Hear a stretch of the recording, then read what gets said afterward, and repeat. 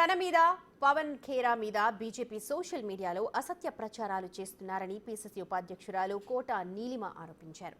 తమకు 2 voter ID కార్డులు ఉన్నాయని ఈసీ నోటీసులు ఇచ్చిందని తప్పుడు ప్రచారం చేస్తున్నారన్నారు. 2017లో అడ్రస్ షిఫ్ట్ అయ్యేటప్పుడు అడ్రస్ మార్చామని ఫామ్ 6ని ఈసీకి ఇచ్చామని చెప్పారు. అందుకు తమకు ఎక్నాలెడ్జ్మెంట్ కూడా ఇచ్చినట్టు చెప్పారు. ఫామ్ 6 ఇచ్చాక కూడా ఈసీ అడ్రస్ మార్చలేదంటున్నారు. ఇండిపెండెంట్ సంస్థ ఈసీ కూడా ఇలా ఎందుకు చేస్తోందో తెలియదన్నారు. తమని బ్లేమ్ చేస్తోన్న బీజేపీ ఐటీ సెల్ మీద లీగల్ యాక్షన్ తీసుకుంటామని చెప్పారు. బీజేపీ ఎన్ని కుట్రలు చేసినా ఓట్ చోరీపై కాంగ్రెస్ పోరాటం ఆగదు అంటోన్న కోట నీలిమతో మా ప్రతినిధి Hema face to face. Voter జాబితాలో తనకి 2 ఓట్లు ఉన్నాయంటూ గతంలో ఎన్నికల కమిషన్ని కలిశారు కోట నీలిమ. కానీ ప్రస్తుతం దానిపైన స్పందించకపోగా తనకి 2 ఓట్లు ఉన్నాయి, మీకు ఒకటిని తొలగించుకోవాలి అంటూ కూడా ఎన్నికల కమిషన్ నోటీస్ పంపించారని చెప్తున్నారు. అసలు ఏం జరిగింది, ఎందుకు ఇదంతా కూడా ఇప్పుడు జరుగుతూ ఉంది అడిగి తెలుసుకున్నాం. మనతో పాటు కోట నీలిమ ఉన్నారు. ప్రధానంగా అసలు ఏంటి ఇష్యూ ఏంటి ఎన్నికల కమిషన్తో?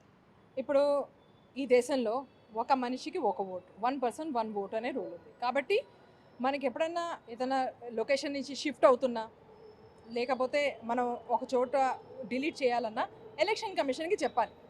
మేము ఇక్కడి నుంచి షిఫ్ట్ అవుతున్నాం, మా ఓటు అక్కడి నుంచి కట్ చేసేయండి, మా కొత్త చోట్ల మా ఓటు ఇవ్వండి. అదే మేము చేసాం 8 ఏళ్ల క్రితం 2017లో. ఫామ్ 6 అనేది ఎవరు ఇచ్చారు? ఎలక్షన్ కమిషన్ మనకి ఇచ్చింది. ఆ ఫామ్ 6 నింపండి, షిఫ్ట్ అవుతున్నారు అయినప్పుడు ఆ ఫామ్ నింపాలని. ఆ ఫామ్ నింపాం, దాని కాపీ ఇది. అంటే పర్టికులర్గా ఫస్ట్ మీకు ఓటు ఎక్కడ ఉండింది? ఎక్కడ ఏదైతే ఏ అడ్రస్లో ఉండేనో ఆ అడ్రస్ నుంచి మేము కట్ చేయమని ఈ ఫామ్ నింపాము 2017లో. దాని తర్వాత ప్రాసెస్లో మేమైతే కొత్త చోటుకి వెళ్ళామో అక్కడ మాకు ఒక ఎలక్షన్ ఐ కార్డ్ వచ్చింది. మరి మేము ఆ టైంలో అనుకున్నది ఏంటంటే, ఆబ్వియస్లీ ఎలక్షన్ కమిషన్ ఇస్తుంది కదా మనకు కొత్త ఐ కార్డ్, ఆ పాతది కట్ చేసి ఉంటారు. ఎందుకంటే election commission keep saying this, మేము ఎలా చెయ్యం, మా దగ్గర తెలిసిపోతుంది, వీ హ్యావ్ టెక్నాలజీ, దేనితో అయితే తెలుస్తుంది మనకి 2 ఓటర్ కార్డ్స్ ఉంటాయని. సో ఆబ్వియస్లీ మేము ఫామ్ కూడా ఇచ్చాం, మాకు దీనికి ఎక్నాలజ్మెంట్ కూడా ఉంది, ఎలక్షన్ కమిషనే ఇచ్చింది. కాబట్టి ఎలక్షన్ కమిషన్ దాన్ని ప్రాసెస్ చేసి ఉంటారు, మాకు ఒక కొత్త చోటు నుంచి ఓటు ఇచ్చారు. 8 ఏళ్ల తర్వాత ఇవాళ అర్థమైంది ఏంటంటే, మేము 8 ఏళ్ల క్రితం కట్ చేసేయమని అడిగిన ఓట్ ఈరోజు కూడా అక్కడే ఉంది అని. బాధ్యత ఎవరిది? మేమైతే మా బాధ్యత ఒక సామాన్య నాగరికుడిలాగా మేము చేసాం. ఏదైతే ఫామ్ 6 వాళ్ళు ఇచ్చిన ప్రాసెసే మేము ఫాలో చేసాం, ఎలక్షన్ కమిషన్ ప్రాసెసే ఫాలో చేసి మా ఓటు అక్కడి నుంచి షిఫ్ట్ చేసేయండి, అక్కడి నుంచి కట్ చేసేయండి అని మేమే అడగడం జరిగింది. ఈ రోజు మనకు అర్థం అవుతుందంటే ఎలక్షన్ ఇప్పుడు మీకు ఎలా తెలిసింది అక్కడ కూడా ఇంకా మీ ఓటు ఉందని? ఇది ఇంకో విడ్డూరం. ఏమైంది అంటే, ఇది మాకు ఆబ్వియస్లీ మాకు తెలిసే ఛాన్సే లేదు. కానీ ఈ బీజేపీ ట్రోల్ సెల్ ఉంది ఒకటి, దాని వాళ్ళు బీజేపీ ఐటీ సెల్ అని కూడా అంటుంటారు. వాళ్ళు ఈ ఓట్ చోరీలో మేము చేస్తున్న క్యాంపెయిన్తో భయపడి దడుచుకుని మా వెనకాల, మా లీడర్స్ వెనకాల ఎన్నో రోజుల నుంచి ట్రోల్ చేస్తున్నారు. వాళ్ళు చెప్పారు ఈ మాట మనకి. వాళ్ళకి ఎలా తెలిసింది అనే మాట మొదటి క్వశ్చను. బీజేపీ ఐటీ సెల్ వాళ్ళకి ఈ వాస్తవాలు ఎలా తెలిసినాయి? మా ఓటు మాకే తెలీదు, మరి బీజేపీ వాళ్ళకి ఎలా తెలిసిపోయింది? రెండో క్వశ్చను, ఈసీఐకి ఎలక్షన్ కమిషన్ ఆఫ్ ఇండియా ఎవరి బాధ్యత, ఇదే ఎక్కడ ఓటు ఉండాలి, ఎక్కడ కట్ అవ్వాలి, వాళ్ళకే తెలీదు.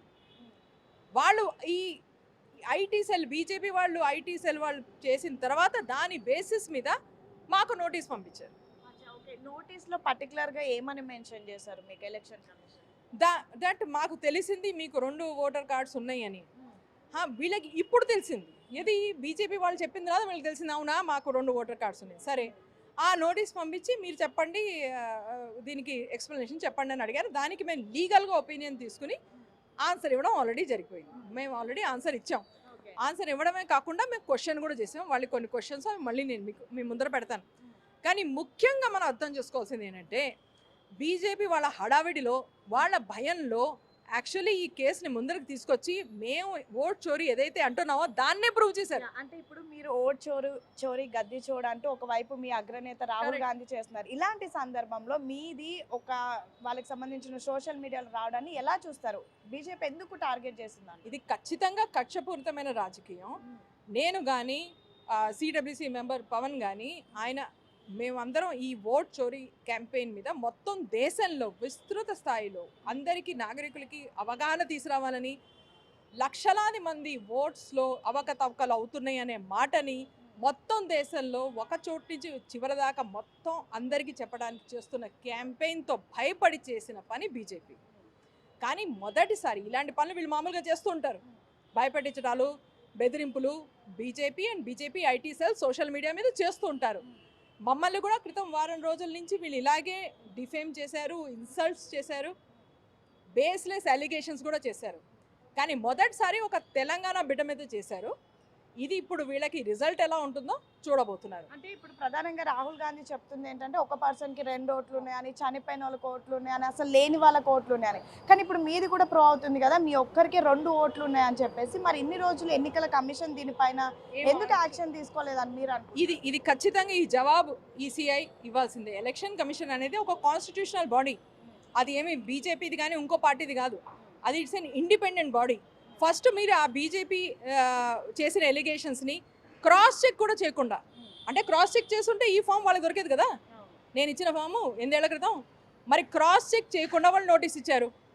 మరి అలాగే ఇప్పుడు ప్రూవ్ అవుతోంది వాళ్ళ బీజేపీ ఎలిగేషన్స్ ఫాల్స్ అని. నా ప్రశ్న ఏంటంటే ఈసీఐకి డైరెక్ట్గా, మరి మీరు బీజేపీ ఐటీ సెల్, బీజేపీ నేతల మీద కూడా ఇలాంటి నోటీస్ ఇస్తారా? ఎలక్షన్ నోటీస్ మరి వాళ్ళ మీద కూడా పోవాలి కదా. ఒక సామాన్యురాలు, ఒక నార్మల్ సిటిజన్ మీద మీరు తప్పుడు ఎలిగేషన్స్ చేశారు, ఎలక్షన్ ఓటర్ కార్డ్ మీరు 2 పెట్టుకున్నారు అని. మేము అప్లికేషన్ ఇచ్చిన తర్వాత కూడా మరి ఆ ఎలిగేషన్స్ వేసిన వాళ్ళ మీద మీరు ఇప్పుడు నోటీస్ ఇస్తారా? అది ప్రశ్న. ఎంతో తొందరలో, గంటల్లో, అంటే ఆ ట్విట్టర్లో వచ్చిన గంటల్లో నాకు నోటీస్ పంపించారు. మరి అలాంటిదే ఇప్పుడు వాళ్ళు బీజేపీ వాళ్ళ మీద వేస్తారా? ఇంకో మాట, మహిళగా నేను ఈ మాట ముందర పెడదాం అనుకున్నా మీకు. ఈ నోటీస్లో నా పర్సనల్ అడ్రస్, ఇంటి అడ్రస్ కూడా ఉంది. అంటే ఇది యాస్టీస్గా ట్విట్టర్లో కూడా పెట్టారు. అవును, ఇది ట్విట్టర్లో సోషల్ మీడియా మీద అఫీషియల్ నోటీసెస్ వేయడం ఇది ఎప్పటి నుంచి ప్రారంభమైంది? ఇది దీని కారణం ఏంటి? దీని వ్యాలిడిటీ ఏంటి? అంటే ఎన్నికల కమిషన్ దగ్గర ఎంతో భద్రంగా ఉండాల్సింది ఒక బీజేపీ సోషల్ మీడియా వెళ్ళిందంటే it's not at all normal. మీ మీద మీ అడ్రస్, నా అడ్రస్, మన పేరెంట్స్ అడ్రస్, అలాగే ఎంతోమంది మహిళలది, నార్మల్ పీపుల్ది, వాళ్ళందరి అడ్రస్లు వాళ్ళ దగ్గర ఉంటాయి కదా. మరి ఇంత ప్రైవేట్ అడ్రస్ని, ప్రైవేట్ ఇన్ఫర్మేషన్ని మీరు అందరి ప్రపంచం ముందర ఎలా నాకు ఈ నోటీస్ ఇంటికి పంపించాల్సింది కదా. ట్విట్టర్లో ఎందుకు వేశారు? నా అడ్రస్ అందరి ముందర ఎందుకు పెట్టారు? ఎందుకు ఆ అవసరం వచ్చింది? బీజేపీ వాళ్ళు కూడా చేశారు, కానీ వాళ్ళు పొలిటికల్ కదా. వాళ్ళు పొలిటికల్గా భయపడి ఈ రోజున కాంగ్రెస్ని అటాక్ చేయడంలో తప్పు లేదు, వాళ్ళు చేసుకోవచ్చు, మేము దానికి ఆన్సర్ ఇస్తాం. మరి ఈసీఐ ఎందుకు చేసింది? అది ఈ ఎలక్షన్ కమిషన్ పొలిటికల్ కాదు కదా, అది ప్రశ్న. సో ఫైనల్గా మీరు ఏం చెప్పాలనుకుంటున్నారు? నేను ఇందాక చెప్పినట్టు ఒక తెలంగాణ బిడ్డ, ఒక తెలంగాణ మహిళ మీద మీరు తప్పుడు ఆరోపణలు వేశారు. ఇప్పుడు దాని రిజల్ట్ బీజేపీ చూడబోతోంది. ప్రశ్నలు మేము ఈసీఐని అడగబోతున్నాం. వాళ్ళు జవాబు వచ్చేదాకా లీగల్గా కూడా ఏం చేయొచ్చో మేము దాన్ని ఫాలో చేస్తాం. సో మొత్తానికి తనకు సంబంధించి 2 ఓట్లు, అంటే ఒక ప్లేస్ నుంచి మరొక ప్లేస్కి షిఫ్ట్ అవుతున్నటువంటి సమయంలో ఎన్నికల కమిషన్కి అప్పీల్ పెట్టుకున్నారు. తను ప్రస్తుతం ఉన్నటువంటి ప్లేస్లో ఆ ఓట్ని క్యాన్సిల్ చేసి కొత్త ప్లేస్లో ఓటు ఇవ్వాలి అంటూ కూడా అప్పీల్ పెట్టుకున్నారు. సో దానికి సంబంధించి ఇన్ని రోజుల పాటు ఎటువంటి రెస్పాన్స్ లేదు. కానీ రీసెంట్గా మేము మా అగ్రనేత రాహుల్ గాంధీ ఓట్ చోర్ గద్దీ చోర్కి సంబంధించినటువంటి క్యాంపెయిన్ చేసినటువంటి సమయంలో ఒక్కసారిగా నాకు సంబంధించినటువంటి గతంది అండ్ ప్రజెంట్ ఉన్నటువంటి 2 ఓట్లు ఉన్నాయంటూ కూడా బీజేపీ సోషల్ మీడియాలో కనిపించింది. అక్కడ కనిపించిన వితిన్ సెకండ్స్లోనే నాకు ఎన్నికల కమిషన్ నుంచి నోటీస్ వచ్చింది. నాకు సంబంధించినటువంటి వ్యక్తిగత ఇన్ఫర్మేషన్ మొత్తం కూడా ట్విట్టర్ వేదికగా పెట్టారు. ఇది మొత్తం దేశం మొత్తం కూడా చూస్తుంది. అసలు బీజేపీతో ఏదైనా ఉంటే మేము ఫైట్ చేస్తాం, కానీ ఎన్నికల కమిషన్ కూడా ఈ విధంగా తప్పుదోవ పట్టడం ఏంటి అంటూ కూడా కోట నీలిమ ప్రశ్నిస్తున్నారు. సేమ్ టైం ప్రస్తుతం తను చేయని తప్పకు తనను ఆరోపణలు చేస్తున్నారని, త్వరలోనే దీనికి సంబంధించి లీగల్గా ఎలా వెళ్ళాలి అనే అంశం పైన కూడా చర్చించి ఖచ్చితంగా దీనిపైన పెద్ద ఎత్తున ఫైట్ చేస్తాను అని అయితే కోట నీలిమ చెప్తున్నటువంటి పరిస్థితి. వీడియో జర్నలిస్ట్ లక్ష్మీకాంత్తో హేమ, బిగ్ టీవీ, గాంధీ భవన్.